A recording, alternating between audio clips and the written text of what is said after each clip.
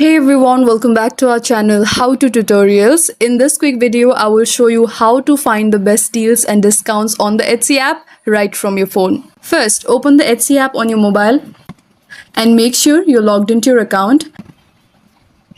Now tap on the search bar at the top and enter what you're looking for, like handmade bags, silver rings, wall art, etc.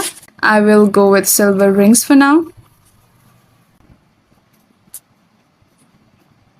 Now tap the filters button and from here you can sort by lowest price. There's so much you can explore in this area. For now, let me go with this one. You can swipe through these filters from here as well.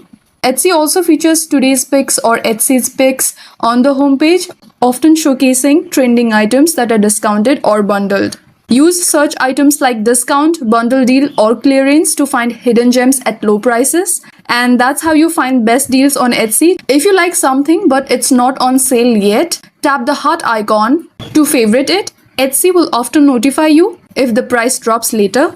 And that's how you find the best deals on Etsy using just your phone. If this video helped, give it a like, hit subscribe, and let me know in the comments what tutorial you want next. Happy saving!